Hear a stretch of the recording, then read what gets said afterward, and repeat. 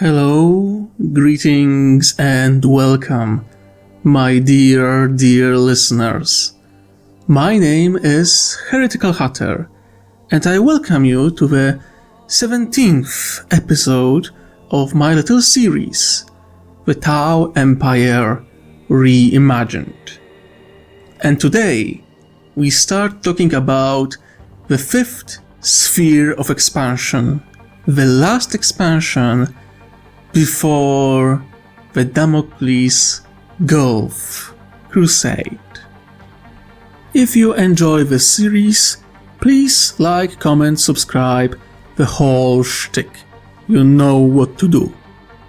So, without me mumbling around, please, my darlings, sit back, relax, get something hot to drink or a snack, and please enjoy yourself as we dive into the 5th sphere of expansion.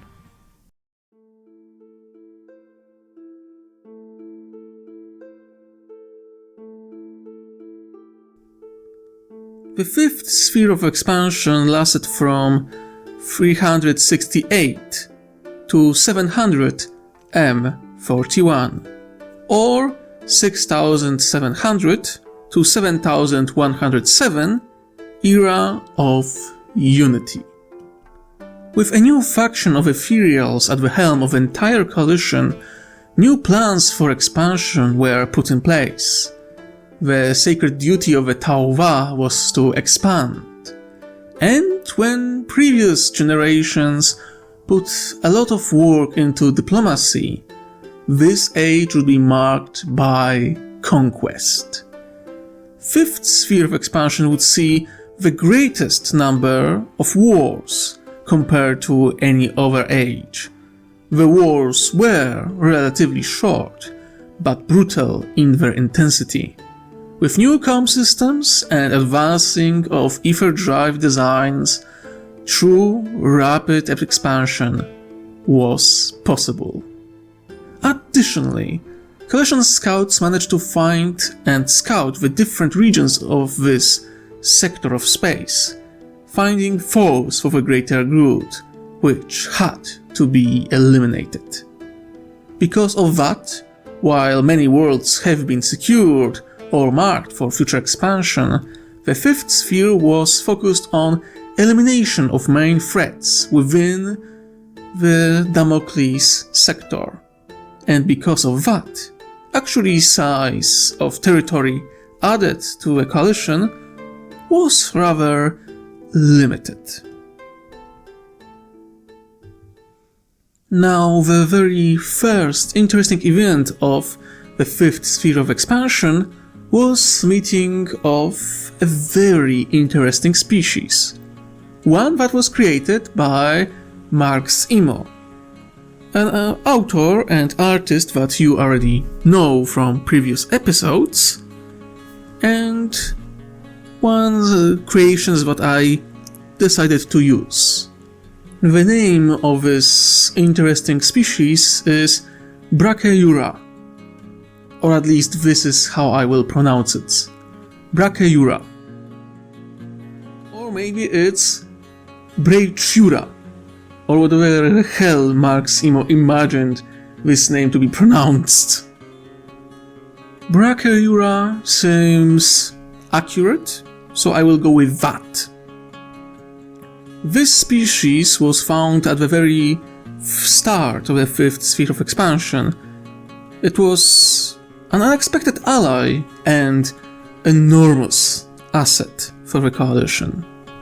Completely at odds with the chaotic reality of a barrier region, Coalition found a region of space that was completely calm. Even more shocking, Nikasar and other psychic races of the Coalition feared to even get close to this region of space. As such, the Coalition sent a military force to locate and eliminate any threat that their allies could fear, despite their psychic might. What they found was a beautiful ocean planet, populated by Brachyura, a race of crustacean xenos that didn't yet discover electricity when they were encountered, a known threat by all accounts. The watercast approached the native species prepared to recognize any threat, only for the strange xenos to run away from them in terror. As it would turn out, the fear of the watercast and the Tau in general was more the type of phobia, because the skin color of the Tau matched the color of the most dangerous predators on this planet that the native sentient species didn't manage to defeat yet. It was only after many attempts and great show of patience that the first proper contact was established. Some of the coalition predicted that because of the fear from Nikasar and other psychic species, the coalition would encounter warped and corrupted monstrosities. But it turned out that Brachyura were a species of blanks, of pariah. One would think that their position near the barrier of warp storms would lead to their corruption, but no. By chance or by some unseen hand, they evolved to be blanks, anathema to the warp itself. The reason why the region of space around their homeworld was so calm was because the amount of blanks on this planet influenced the region of space and reality around this region of space. The power of blanks that were in this great amount emanating from the planet caused the warp to settle down in this region of space. Brachyura are most likely the only other example of naturally appearing blanks in the entire galaxy, not counting humanity itself. And some people say that the blank gene was engineered during the dark age of technology. But there is no clear evidence for that. What is interesting that Brachyura are technically the only naturally evolved, fully non-soul-bearing species in the entire galaxy. Of course, there are species that don't have souls, like Necrons, but their souls were stolen and consumed by the Catan. Brachyura evolved to be a soulless, blank, pariah Xenos. When the Ethereals found out about the abilities of Brachyura, they all dropped almost everything to get their hands on them and get them into the coalition, promising technology and worlds to colonize if they become a part of this coalition. Some psychic species tried to object, as one could expect, because the Brachyura were very clear threat to them, and in some way to the coalition at large. However, at the same time, certain discoveries were made on the border of the Blackheart Bay, convincing all those psychic species that the blanks would be very useful to the coalition in this period of time. Brachyura weren't warriors, most of them at least. They were artisans. Their skill has been utilized in manufacture, as they proved themselves as extremely important in building very precise mechanism by hand and eye alone, which matched that of machines. They became a very close allies to the Earthcast, allowing for even greater progress in compacting coalition technology, especially ether drive. As you probably remember from the previous episode, the Earthcast was doing their best to compact the design of ether drive to a smaller and smaller casing. Brachiura advanced this progress to great extent. However, due to their nature as blanks, their colonization as well as regions of space where they could travel had to be limited by simple fact how they affected other species. As blanks, Brachiura had their connection to the warp completely cut off, and so their society remained stoic, calm and orderly for much of the time, and they accepted much of the limitations without much hassle, simply because how many, opportunities were created at the same time. The Tau, due to their extremely weak souls, are one of the very few species in the galaxy that can interact with Brachiura without suffering much from their presence. The Ethereals themselves started to create anti-psyker warrior units, where Brachiura were to be direct counter to psychic tyrants.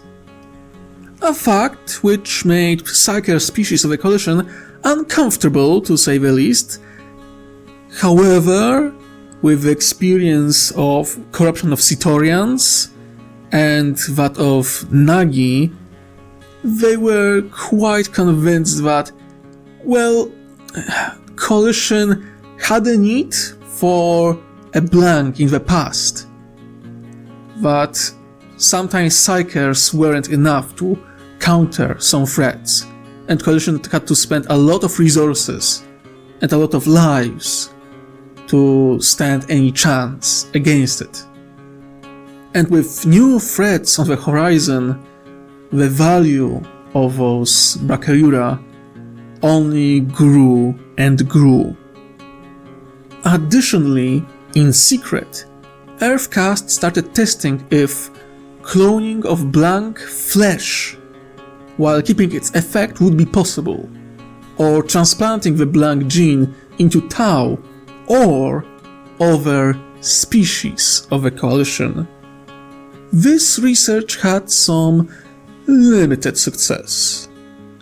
What exactly they managed to accomplish is a little secret of mine for now. To help with integration and help with utilization of Brachiura's skill, a sept was established near their homeworld, the Braur. It's a smaller research and manufacturing sept, mostly aimed at ensuring that this new species was under control of Ethereals and could be properly utilized by the coalition, both in terms of research, manufacture, and of course, military might. Now, my dear listeners, before we continue, I would like to give a little side note or explanation why I chose to include Brachiura, created by Mercismo, to my project of Tau Coalition. I want to keep the air of mystery and warped mirror around the coalition and the Damocles sector. You see, coalition, very similar to the Tau Empire in the canon, is, by most accounts, logical and reasonable faction. Something that is at odds with a madness of a 40k galaxy. And with the sector itself. After all, as you probably know it already, the sector is full of anomalies, some that can't be really explained by normal science or logic. The same way, some species are hard to comprehend, or even the arrival of ethereals is a matter of a mystery. And sure, I could limit myself to only, well, the ethereals appeared, they united the Tau, and now they are pulling the strings of the entire sector and dozens of species within their own hand. But if ethereals are creation of some unseen hand, why would this hand create only one species, or influence only one? Why not more? Or if this sector it's just natural for this sector of space to have strange species appear that have strange abilities, why not again? This would be limited only to the Tau and arrival of ethereals. The blind chance or unseen hand that brought ethereals into the reality of a coalition, or well, the Tau at the time, could be the very same power that ensured that Brachyura became a blank species. Another important reason is that the blank gene, before the discovery of Brachyura, was seen as unique for the humans. Of course, the ability or the effect of pariah could be replicated by solitaires of the Eldar or by the Necron pylons. Sure, there is that. Some even say that the blank gene isn't natural, but was developed by the humanity in the dark age of technology. And that's why the idea that there is species that evolved to be blanks, to be pariahs, is so appealing to me.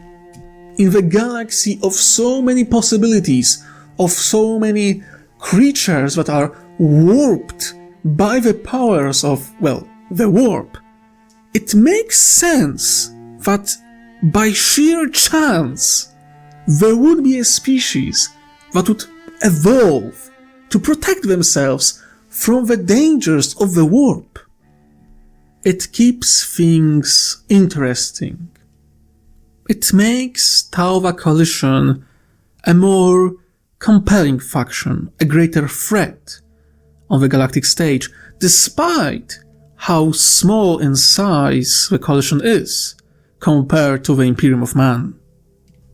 It's already far bigger in size than the Tau Empire in canonical 40k.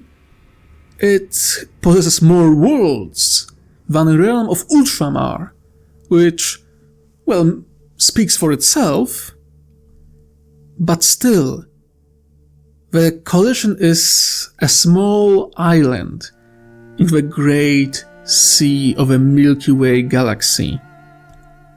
And if Coalition is to be treated seriously, unlike the Tau Empire in the canon, which is just a nuisance, let's be honest, the Coalition must be threatening, not only because of their technology, but their other assets.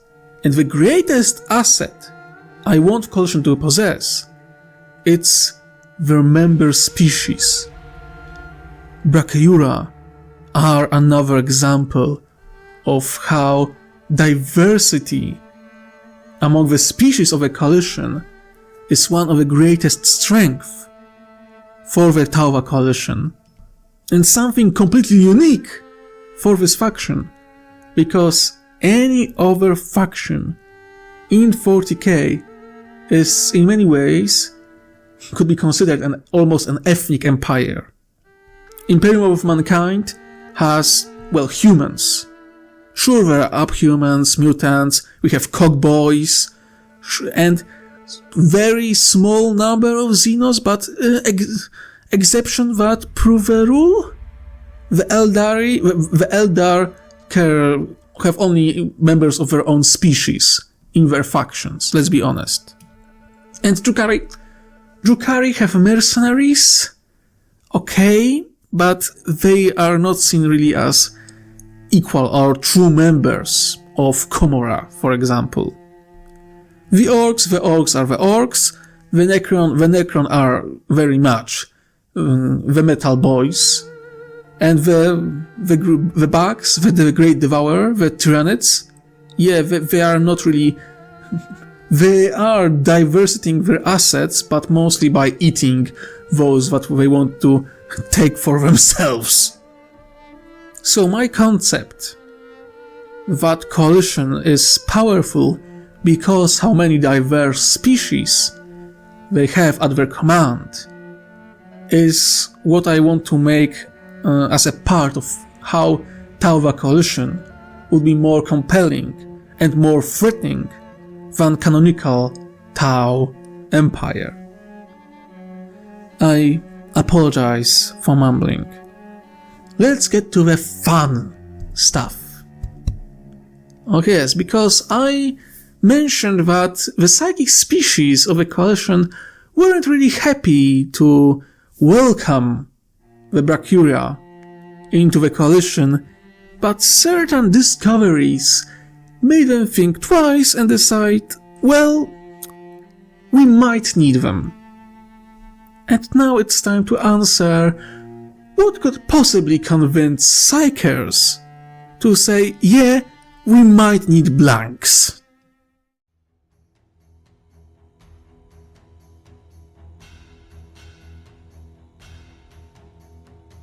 In the grim darkness of a far future, there are those who oppose this darkness, and those who serve it.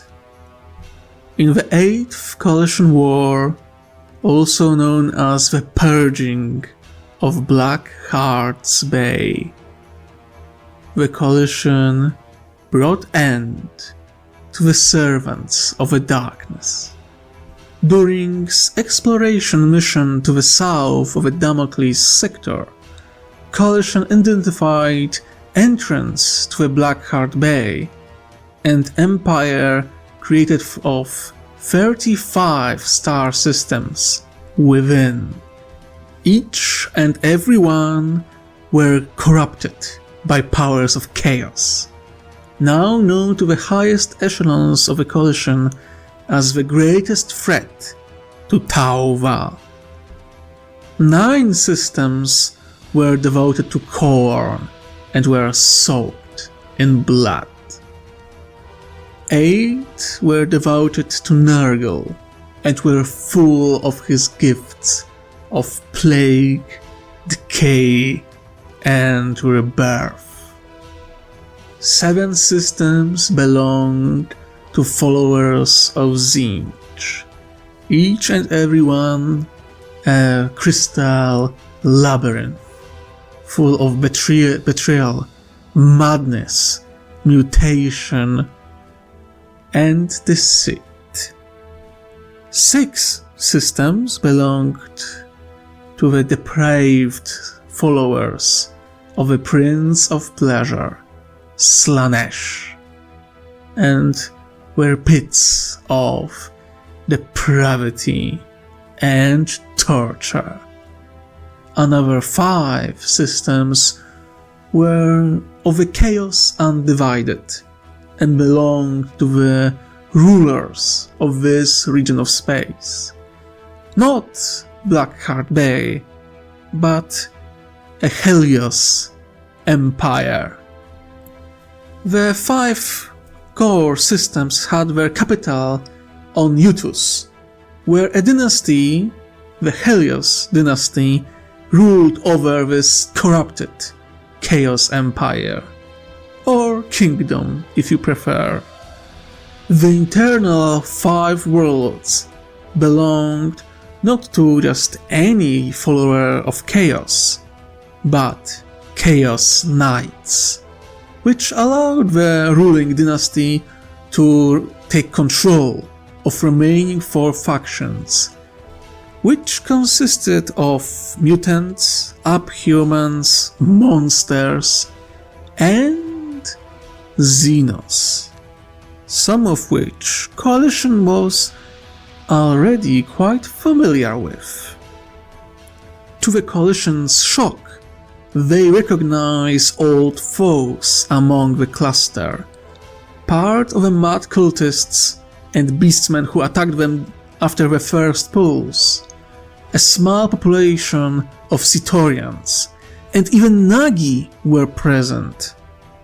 Two species that Coalition thought extinct managed to escape into Blackheart Bay and hide there from the watchful eye of Ethereals and the hand of a retribution brought by the greater good.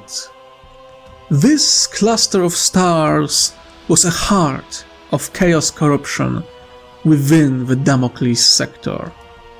Coalition would gather information that proved that this empire, the Helios Empire, was responsible for spreading of concept of chaos and corruption of species throughout the sector.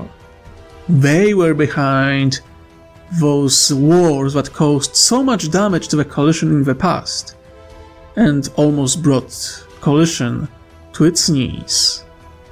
The Blackheart Bay was the heart of darkness of Damocles sector. In the future, it would turn out that entire region of space, the entire Helios Empire, once belonged to the Imperium of Man, but after being cut off by the warp storm and enclosed by the strange anomaly, people of Sol Invictus subsector moved further and further away from the light of the God Emperor, until fully converting to the dark powers of chaos. With the Helios dynasty that ruled entire subsector from the accursed hive cities of Utus at the very heart of this corruption and darkness. One more might ask how, Imperial Knights took control of a hive world. Apparently, the proud Imperial Knights of neighboring Shapash system achieved something so great that one of their bloodline, a free blade that returned to their dynasty, was rewarded an entire hive world located very close to his homeworld. This deed of this free blade is long forgotten, lost to the perils of time. But it was due to this event that Helios dynasty became de facto rulers of a core of a subsector first, and then entire Sol Invictus subsector.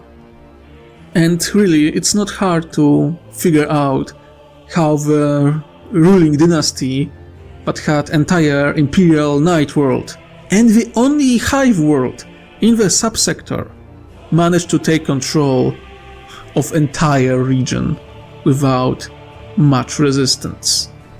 After a few millennia of faithful service, the entire subsector was cut off from the rest of the Imperium because of a wall of warp storms that surrounded entire Damocles sector. It isn't clear when exactly the chaos took hold of the people of the subsector, but it corrupted the entire region to its very core.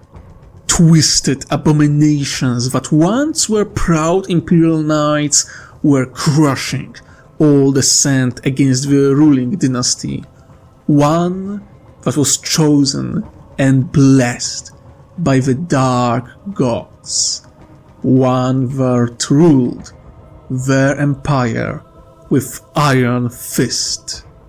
Remnants of the Imperial Guard, PDF, and few remaining forces of the Imperial Navy, those that didn't evacuate before the warp storm enclosed the subsector, got taken over by the darkness, and they swore their services to the Helios dynasty. This small chaos empire tried to stay hidden, enacting rituals to consume entire sector in chaotic energies, while keeping their strength hidden and slowly growing in power.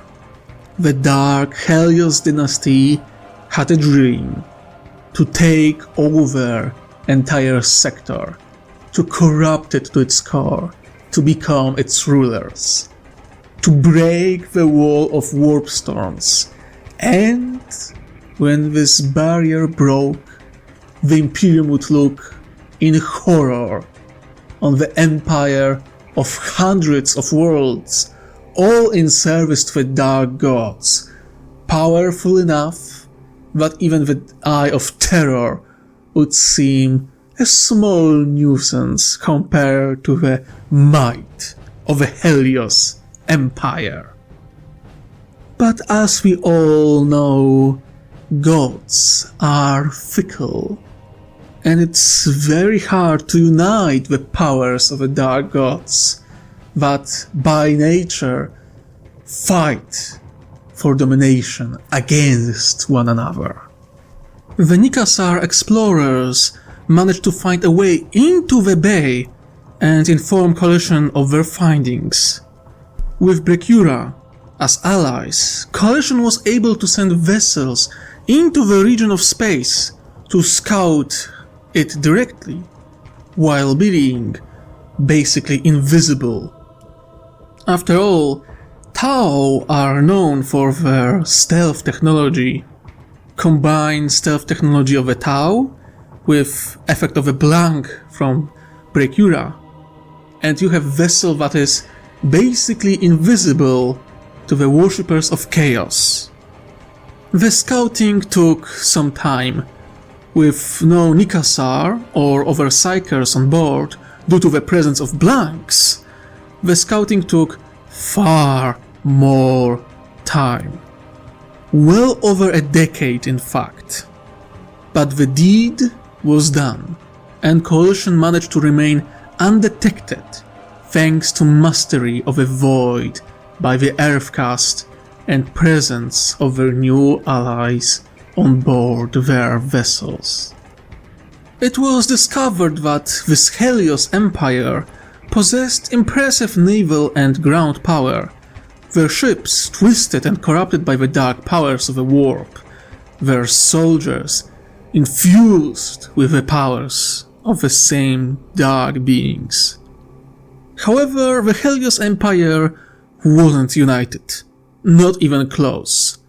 They were in fact divided by the design.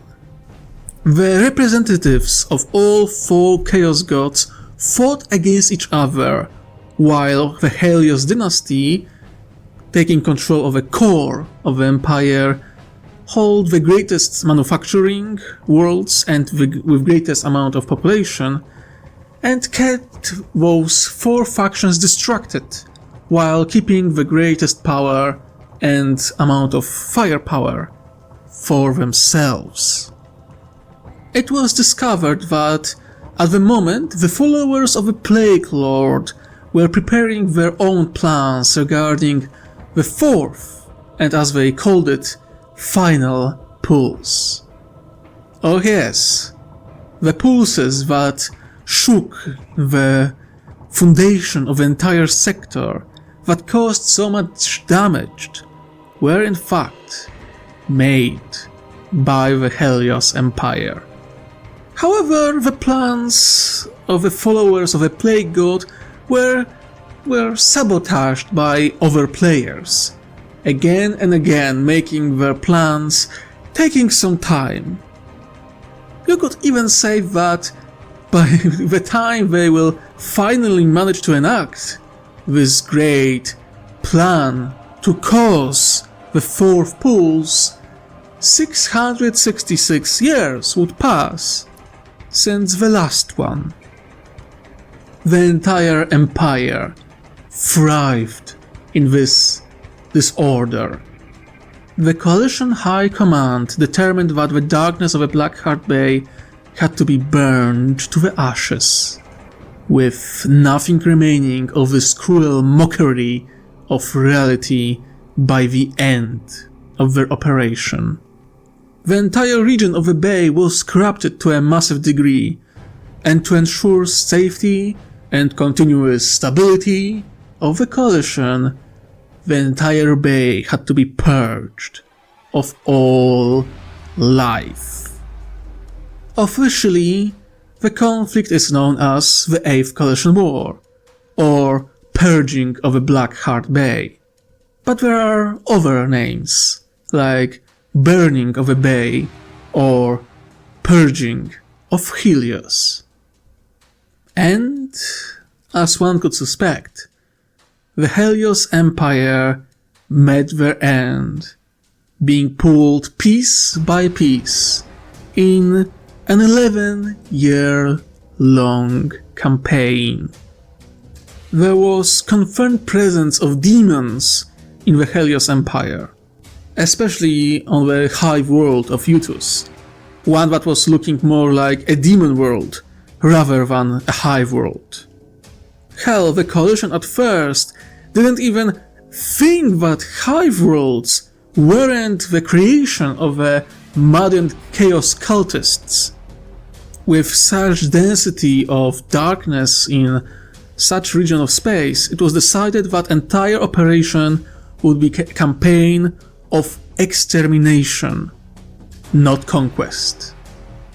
Coalition wasn't taking any chances, with many worlds looking more like demon worlds rather than actual planets.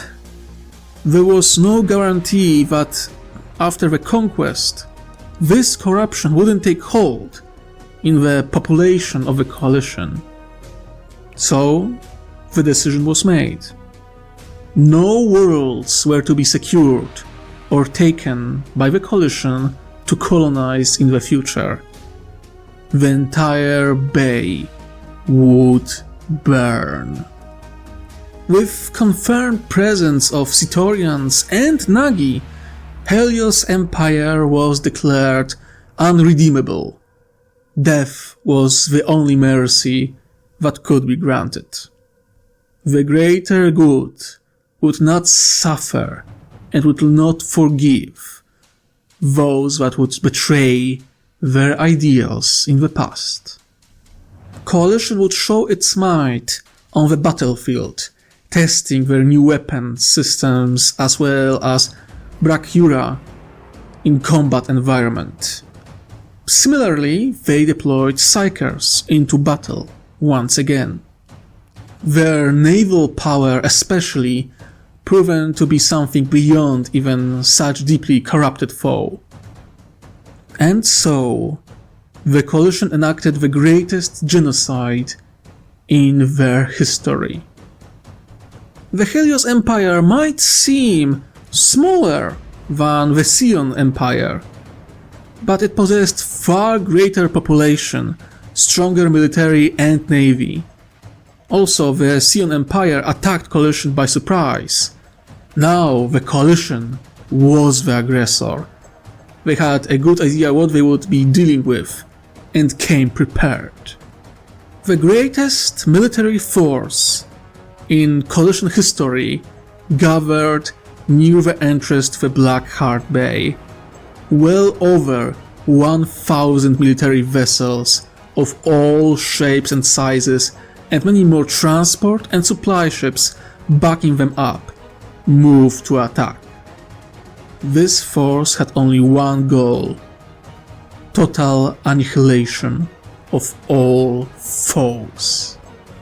The Helios Navy fought hard, and with the help of dark powers, they put, well, a good resistance against the Coalition Navy, but with new weapons being deployed and their new blank allies, they managed to break through again and again and again, no matter where servants of the Dark Gods tried to stop them. At this point, Coalition was overwhelming them with numbers and experience, showing little to no mercy. The ground invasions were rare and rather limited, mostly to recover or gather some data, run some tests, or eliminate VIPs, making sure that they wouldn't escape.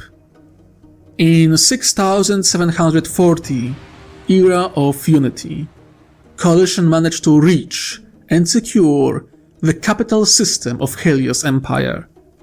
But destruction of their capital, Utus Prime, wasn't possible from orbit. The hive world possessed planetary void shields, boosted by the powers of the dark gods. The ground assault was out of the question. There was no hope of conquering a hive demon world by ground assault. Not without bleeding Coalition forces dry. So, Coalition didn't even try to take Utus Prime or even any other world in the Utus system. They simply blockaded. But that of course wouldn't be enough. With dark powers on their side, they wouldn't starve that quickly. The siege could just as well take centuries. But the Coalition isn't really a faction that enjoys wasting time. So what they did was to call upon the Earthcast and ask them to attempt to mine local star.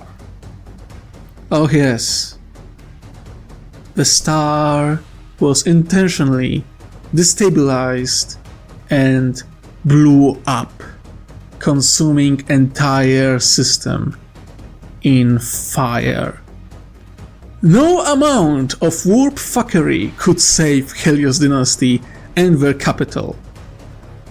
When a star detonates, you don't really have much to counter it. Then the Coalition took care of the rest of the Helios Empire, purging their worlds one after another.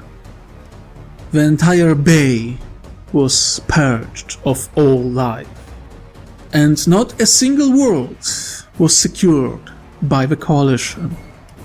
The entire Sol Invictus subsector looked more like a Tyranid hive fleet passed through it and consumed all life, rather than one that faced the wrath of a Tauva Coalition.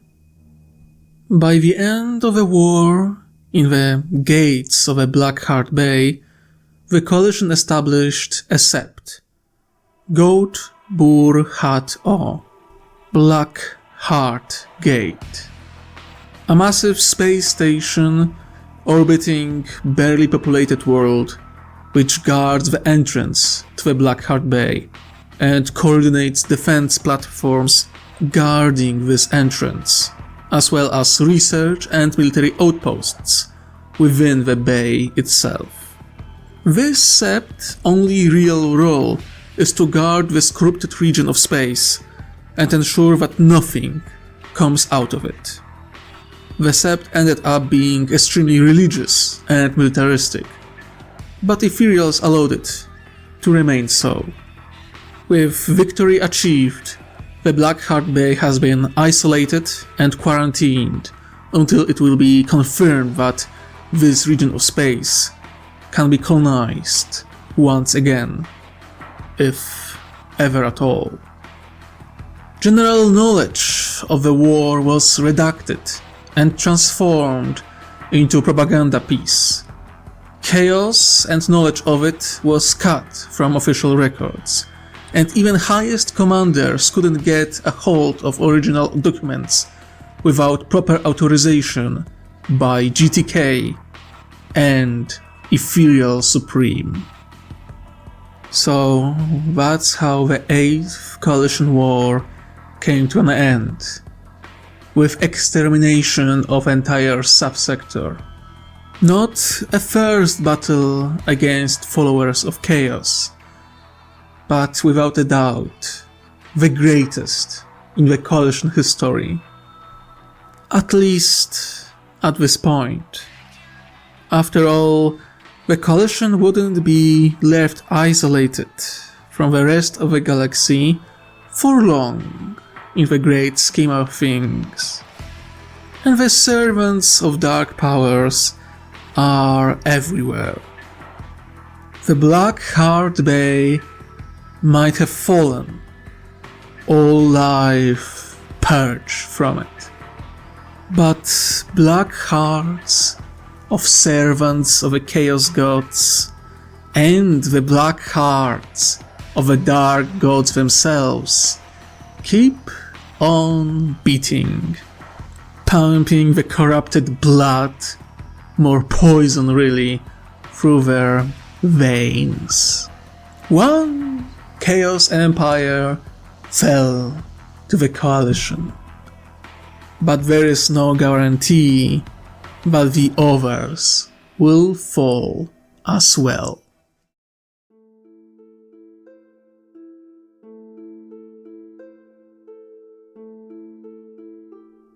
Now, with the 8th War of the Coalition, the Purging of Helios, out of the way, let's talk about something more optimistic, shall we?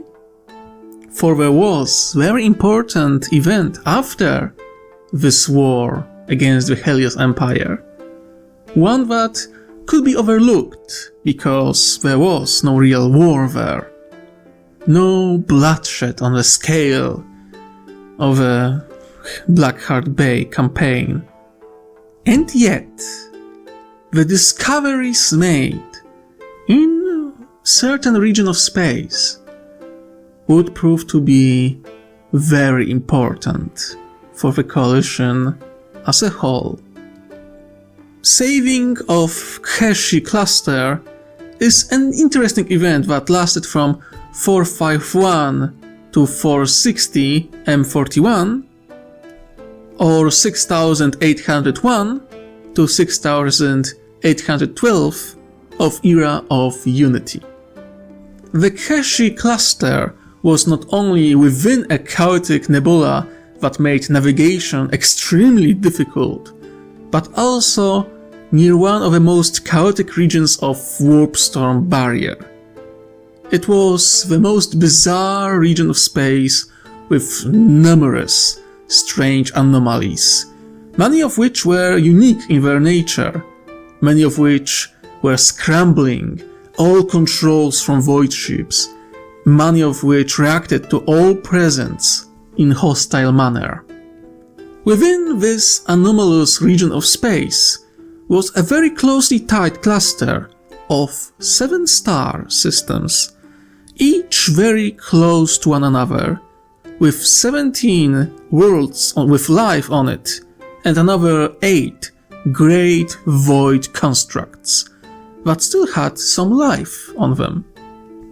Another 4 worlds and 13 void constructs were discovered in the system, all of which were once full of life, but now were dead, quarantined due to some type of corruption or damaged beyond repair, being cannibalized to keep remaining locations alive. The entire region and each planet within the cluster was anomalous wasteland, full of dangerous fauna and flora.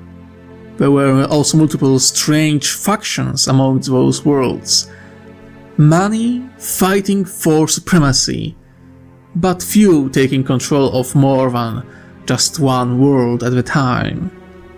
All worlds and systems were in contact thanks to a sublight fleet of ancient vessels, kept alive by one of the factions.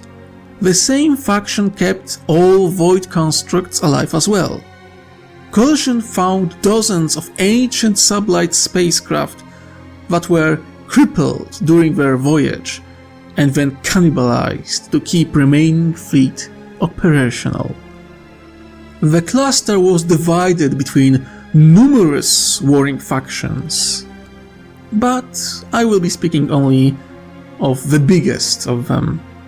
If I tried to come up with every one, we would be sitting here for a day or two, so let's keep it to the biggest players only. the Shalt Kingdom, made of numerous Shalt clans.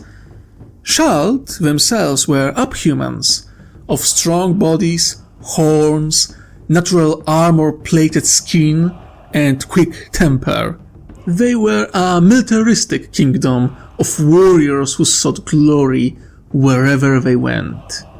They had a full control of only a single planet, which was almost in constant civil war, as clans battled each other for supremacy. The Shalt clans had some small beachheads on each world in the cluster, seeking war and glory, and usually finding death instead. This kingdom possessed mostly late medieval technology level. Shalt preferred close-quarter combat, but materials they used could be quite advanced. Not because they could produce them, but because they knew how to scavenge goods within the cluster. The next faction was Aore Hive Alliance, a race of thin-limbed, humanoid insectoid ant xenos. They were most numerous, but also the most fragile of all factions. They were a loose alliance of hive with individual queens, who fought for dominance and scarce resources within the cluster. Earthcast research concluded that Aore were some kind of artificially created species, as it was determined that human and local insect or insect xeno DNA was combined, creating this new species. Why they were created is unknown. Aore Hive Alliance had control of 3 worlds in the cluster, with another 5 possessing their presence in greater and smaller number. They were on similar technological level than Shalt, but because Aore just bred fat quicker, they had numbers advantage over majority of the factions. They were also more diplomatic, so when officially they had control over a planet, doesn't mean that other factions didn't have presence on their planets. Something which wasn't really that much of a thing in a Shalt-controlled world. However, unlike the Shalt, who preferred melee combat, the Aore, for obvious reasons, preferred ranged weaponry, and used a lot of electronic machines, which were at odds with the rest of their technology. They also produced quite a lot of reliable biofuel to boost their economy. So far from the greatest military force, but in terms of economics, not bad, for a cluster at least. Next on the list are solitaire tribes. Primitive and brutal tribes of crab-like xenos.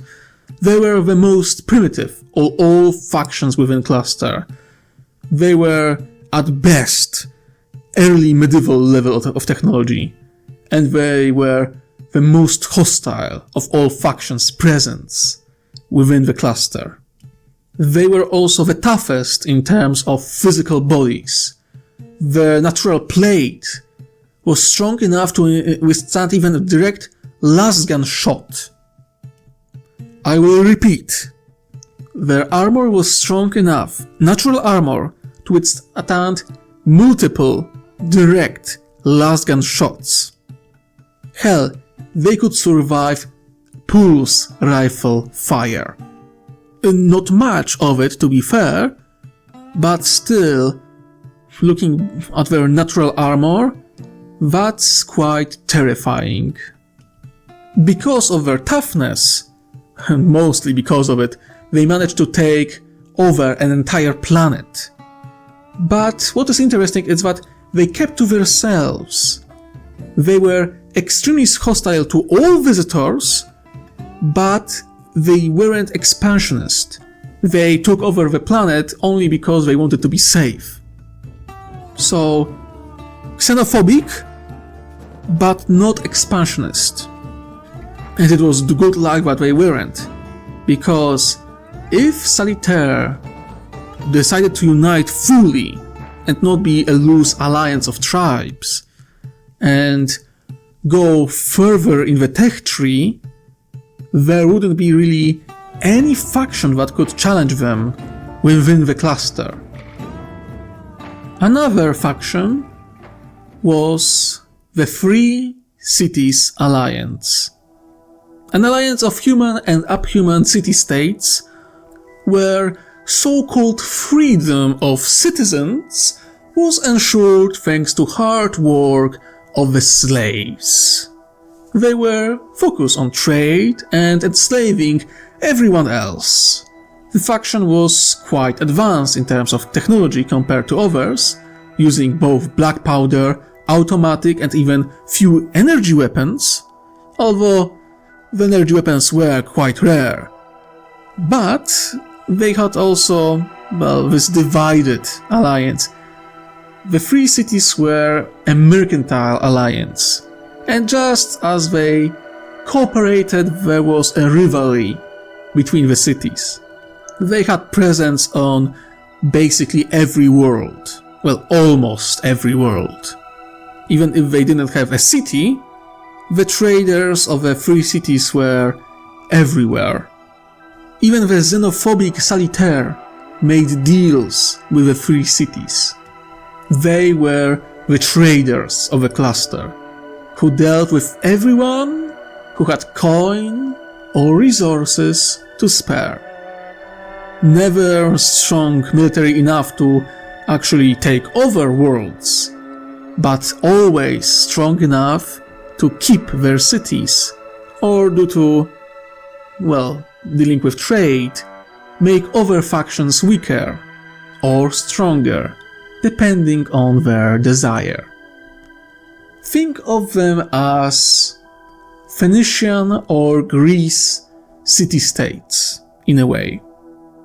Some were more militaristic, some were more democratic.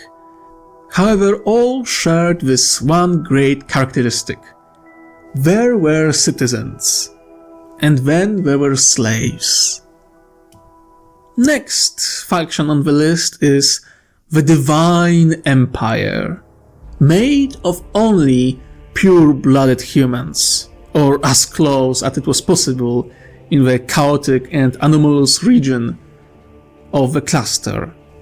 The Divine Empire was younger compared to some other factions on this list, because it was created by the survivors of a crashed vessel of the Imperium of Man.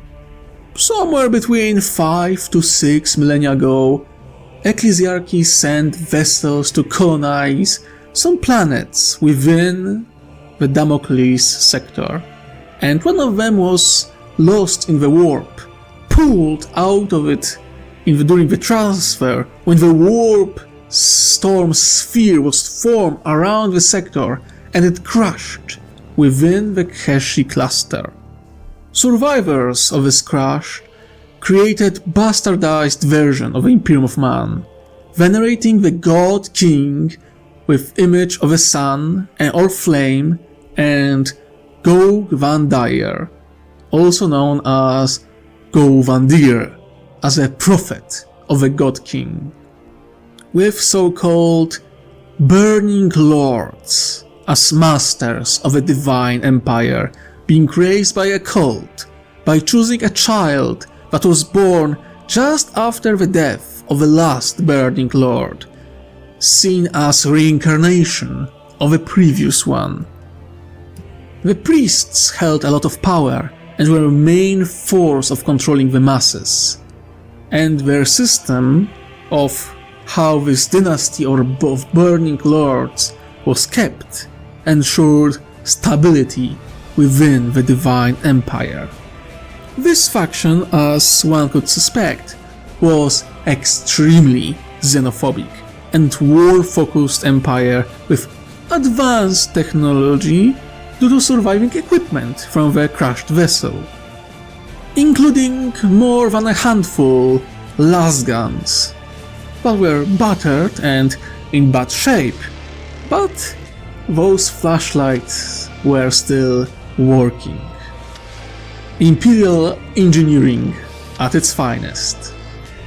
The Divine Empire held control of most verdant world in the cluster, controlling 3 more worlds and waging war on many others. Hell, they basically took control of entire star system. And in the name of their god king and his prophet, Govandir, they were ready to conquer entire cluster in the name of their god. What some of you might find amusing is that when the coalition made first contact with the Divine Empire, noticed their symbols and their faith, they were quite certain that this was a remnant of this mysterious Imperium of Man that Tarelians were talking about in the past. Hell, they found other proofs that once the Imperium of Man existed, some in the now dead Helios cluster. Now they had a proof, or what they thought to be a proof, that the Imperium of Man had to be long gone if what remains of it is just a bunch of fanatics with miserable level of technology and not possessing even a void-capable vessels of their own. The coalition would be proven wrong, of course, but at the time it seemed that, well, here is what was left of the great Imperium of Man. A bunch of fanatics believing in a fire god while trying to conquer a wasteland of a cluster of stars. Another faction was Valenia, a constitutional monarchy of beastmen known as Thib, wolf-like beastmen, people who mostly wanted to be left alone. They were spiritual society of mutants who hid before persecution and hostile attacks of other factions, mostly the Divine Empire. While they were isolationists and didn't really want to expand, the amount of people that ran and wanted to hide from Divine Empire allowed them to amass quite a lot of firepower, and they held control of 2 worlds in the cluster and worked hard at defending them from all threats. They were relatively advanced, possessing even a gunpowder weaponry, but they were still lacking in firepower compared to the Divine Empire.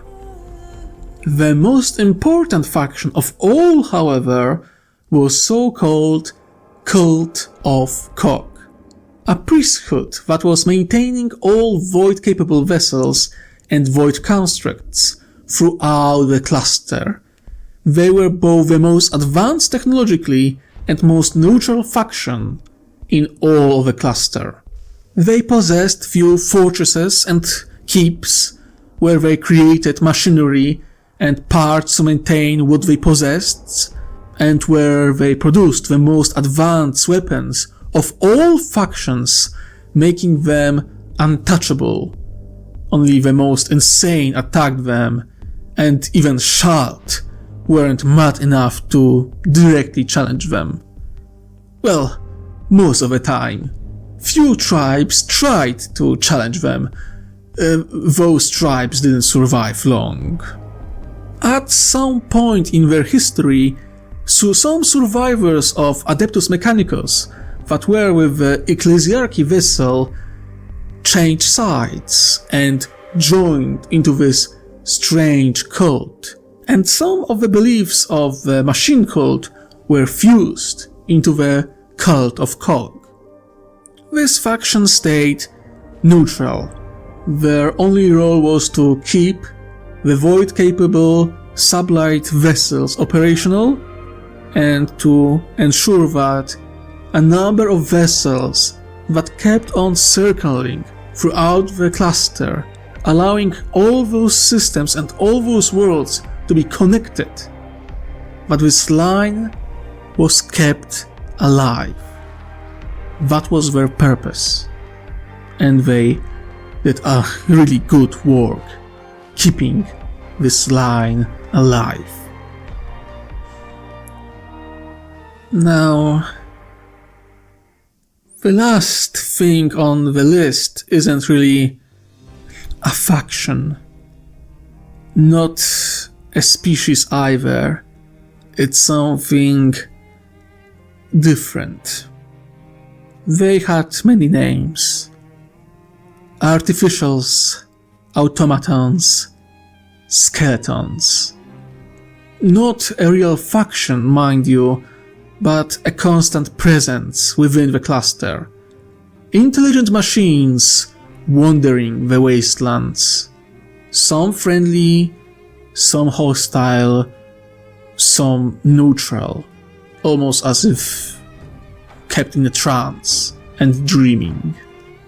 Most were damaged, their mechanical minds twisted due to anomalies in the cluster and ancient weapons used on their surface. These examples of abominable intelligence didn't seem like the real men of iron from the myths. More like pitiful shadows and echoes of them.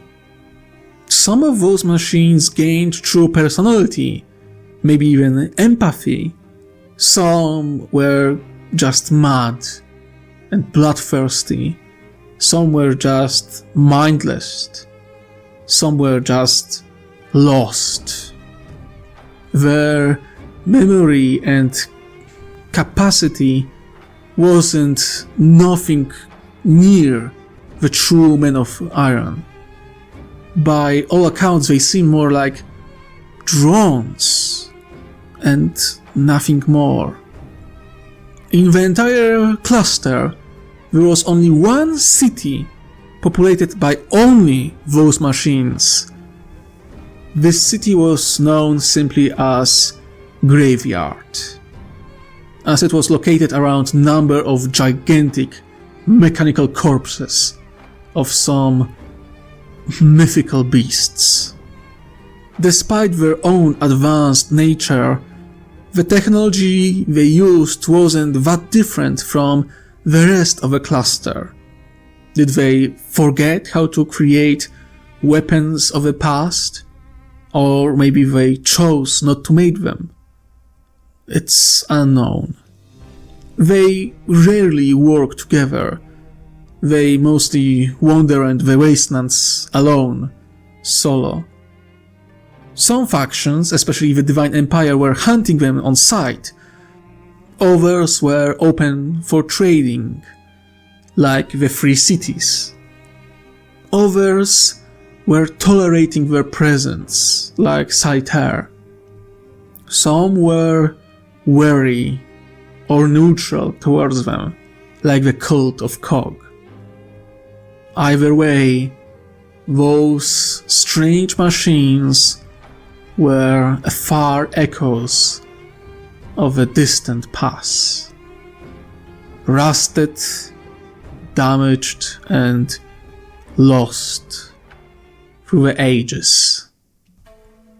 When worlds of Kesi cluster were transformed into wastelands isn't known, but the number of places where people could truly live and thrive were few, resources were scarce, and fighting over the scraps was a constant thing. All of those civilizations were using scraps of ancient technology and primitive weaponry both in order to gain dominance in wars, which beginning has been long forgotten, and which ending was beyond hope or sight. The entire cluster was a graveyard of ancient battlefield, Worlds of the cluster and those beyond it were scarred by weapons of unimaginable power and might. Machines the size of cities lay dead among the wastes and mountains of the cursed worlds. It was the very first time that Coalition laid eyes on titans and corpses of true men of iron, confirming that ancient claims of cybernetic revolt were very much true. For here was a wasteland made from that battlefield, a graveyard of god machines and machines that wanted to be gods. All dead, all rusted, all beyond repair. Mutated and dangerous fauna and flora hunted for cautionous travelers. Those who were weak of body or mind didn't survive the travel through the wastes. After all, there was a reason why almost every city in the cluster had two walls. One protecting the city proper, and the other one protecting the farms that fed the population within it. Each city was a small fortress, and people there were forced to face monsters lurking in the wastelands, each day and night. The failure of defense of their home usually ended with death of entire settlement. There were no nomads in the Kesi cluster. Nomads couldn't survive here. There were caravans, you must understand, and people who specialized in traveling through the wastes. Some even were skilled enough to sleep in the wastes and survive a night or two. But they were few in number.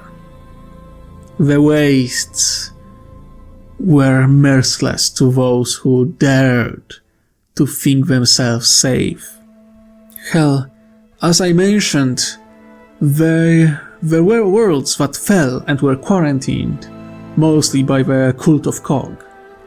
Among the 4 worlds which were quarantined and abandoned, Coalition found 2 completely taken over by a strange type of fungus that took over corpses of all living things with intention of spreading as far as possible. Another world was destroyed by an asteroid of some kind. The fate threw a rock on a planet and killed it. The last world just was ecologically dead. Maybe some bioweapon, maybe some kind of natural disaster caused entire world to be inhospitable to all life. Even the skeletons didn't attempt to breach the atmosphere of this world.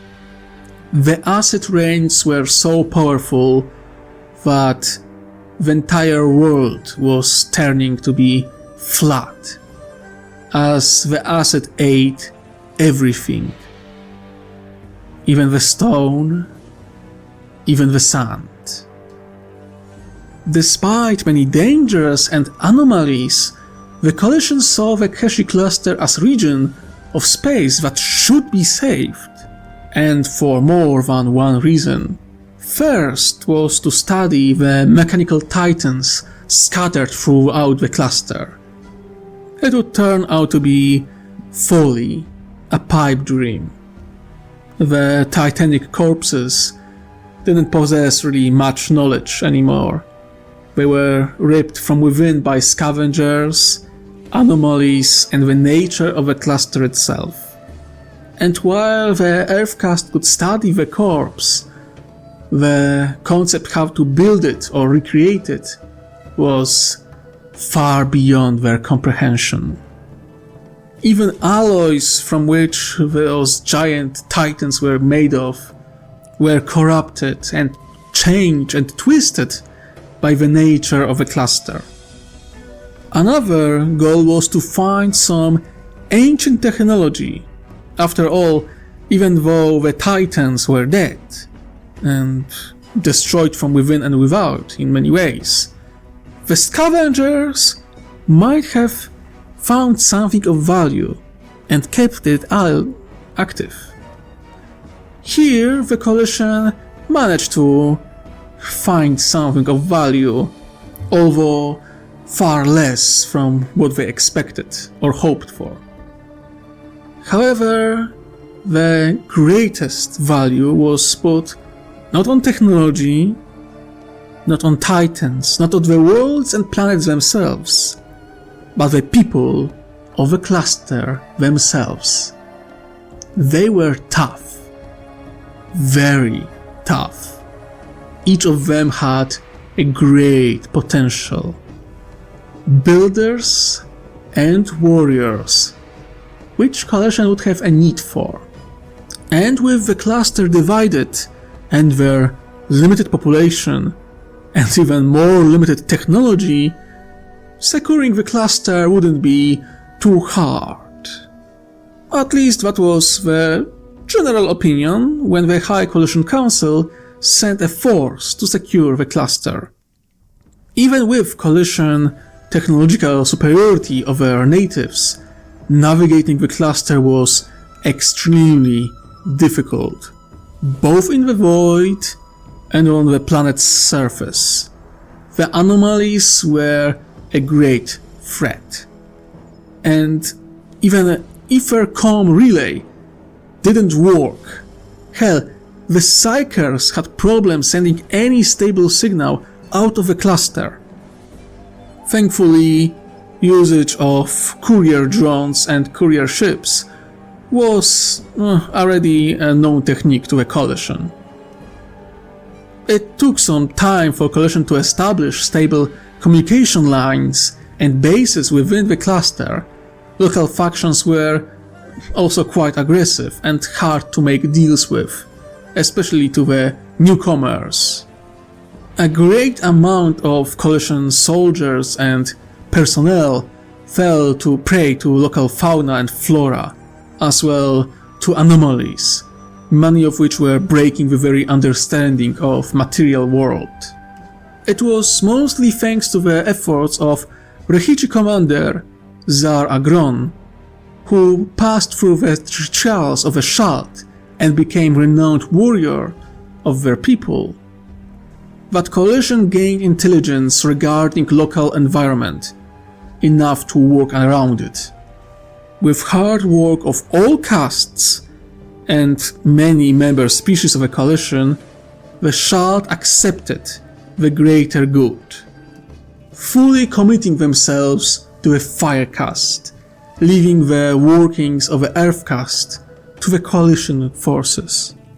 With this major faction support, coalition started to gather more allies.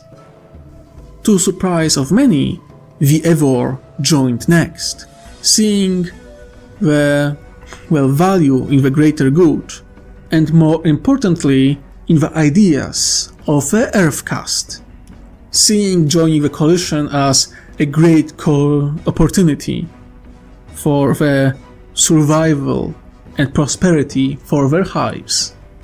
Valenia and free cities joined due to the works of the water caste mostly.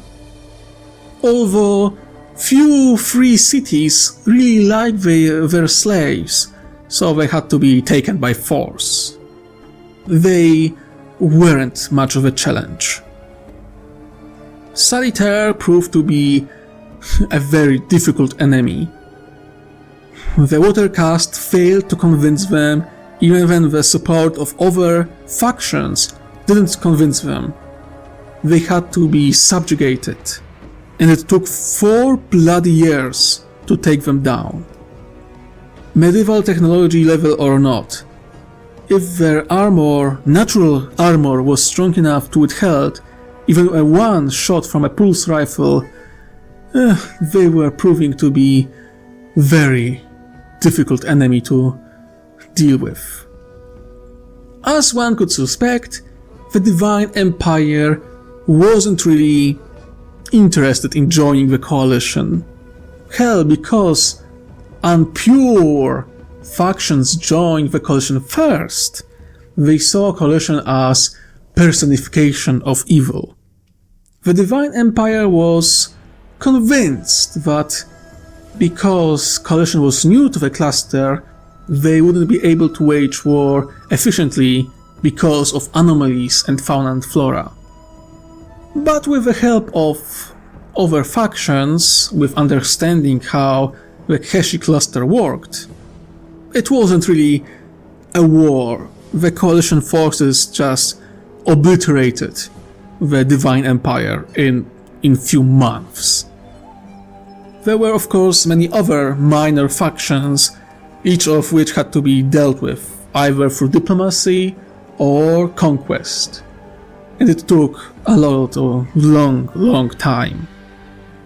The Cult of Cog stayed neutral to the very last minute, but when it was clear that coalition will take over the entire cluster, they accepted the given terms and joined the coalition, seeing no logical reason to fight against such superior foe. Also, the Earthcast had really nice toys, and they wanted them as well. Within 11 Tau years, Kesi cluster has been secured by mostly peaceful means, mostly thanks to non-Tau commanders, although few Lancers show their talent during the securing of the Kesi cluster. In the last act of the operation, coalition focused on the automatons, either capturing or destroying them. The details of this last operation aren't publicly known, but during the Battle of Graveyard City, coalition suffered significant losses, and very few automatons were captured. Even the far echo of the Men of Iron were still extremely dangerous. The planets that were taken over by zombie mushrooms were burned from orbit by direct orders of Ethereals, despite the fact that Earthcast really wanted to study this strange fungus. The Ethereals and the High Coalition Council would have none of it. This was too much of a threat, so they just burned it from orbit and kept the quarantine that was established by the Cult of Cog. To ensure stability within the cluster, a Sept world was established. One which simply was named Kesi, after the entire cluster. Another artificial Sept, dedicated to all-around production and control over the cluster. The Earthcast and Cult of Cog work hard on restoring an ancient space stations and creating new ones in order to feed growing population of the cluster. By design, however, the dangerous nature of the cluster was kept in place, as to keep it as massive training ground for all of coalition military forces. Here they could test their equipment in most hostile of environments. As such, Kesi became extremely important military and weapon testing Sept. Worlds in Kesi cluster changed, of course. The cities started to grow up into the sky. No more keeps or fortresses, more like spires that tried to reach the orbit itself. Each spire surrounded by extremely deadly environment, and with all food production in orbit by design. Population of spires could eat healthy food, one grown far from dangerous wastelands of the surface. there were still many people who traveled between the cities on foot, keeping with tradition and daring the dangers of the wastes. Some of those people would find their way to the coalition military and be known as the best pathfinders and lancers in the coalition. Now, my dear listeners, I'm sure you noticed that the Kesi cluster and factions within it seem similar to some of you. I mean, the Shalt look very similar to Shek, the Evor to Hivers, etc., etc. It's almost as if I took all factions and setting of game Kenshi, took out N and made it sound Tau and made it into a region of space. However, I assure you that Kesi cluster and Kenshi video game are very legally distinct and there is no connection between them. None at all. I don't know what you are talking about. No, I don't see any connection. None at all. Seriously though, the Games Workshop and Warhammer 40k especially, and Warhammer Fantasy also, I mean, it's not a secret that they take concepts from other works and just cram it into their own story, just changed a little bit. Of course, Kesi cluster isn't inspired only by the Kenshi video game, which is amazing, by the way. It's really bloody good. If you listened well, you probably noticed that, well, there are elements very similar to Horizon Zero Dawn and other games from this series. With Anomalies, we go more in the direction of Stalker series or Metro 2033. In terms of weapons and madness of this entire cluster, it's more in the direction of classic Fallout and Wasteland series. The mushroom zombie planets? Well, that's just the final form of The Last of Us. And so on, and so on, and so on. In short, if you want to know what Kesi cluster is, just picture a mix of multiple post-apocalypse stories and turn them into a cluster of stars with multiple worlds, some more similar to their, well, inspiration, and some a total mix and crash of all of them combined. Why did I put Kenshi, Fallout, Stalker, Metro, Last of Us, cluster of stars into the coalition? Because it's fun. Because I wanted it, because it's my project, and just I wanted it. I wanted it. It's my project. I can give something myself which I enjoy. I do not care how much you call me a hack. I like it and I keep it in place. I was talking about it before. I can't reinvent a bloody wheel every single time.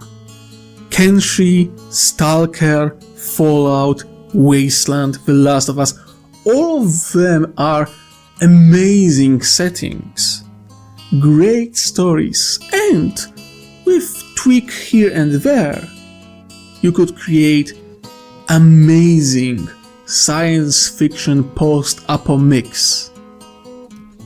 And most importantly, I created a region of space where, well, the Katachans would feel almost like in home. So, sure, Katachan is a bit more dangerous in terms of fauna and flora, but hey, Katachans will have problems with anomalies that are present in Kesi cluster. So, you know, it's another fun region of space. I mean, hell, the Imperial Inquisition would just exterminate us entire cluster without the second thought. But I think that the idea that coalition is thinking on long-term basis, that even if worlds themselves might be more worthless in terms of resources, the people born from this cruelty of those worlds and ability to test your weapons and technology in such hostile environment could prove very helpful in the future. So yeah, here is my reasoning. I hope you will forgive me for bringing in so many post-apocalyptic stories mixed together into my little project, only because of my own desire. I think I talked for long enough already, but I hope that it was fun for all of you. If you enjoyed this episode, please like, comment, subscribe, the whole shtick. There are more wars to come, and even though holidays are just behind the corner, I will do my best to give you more episodes in the near future. Thank you for joining me today, and I hope you enjoyed. Now, my dear listeners, remember, wherever you are, whatever you do, try to enjoy yourself while you can. I wish you most critical day. Ta-ta!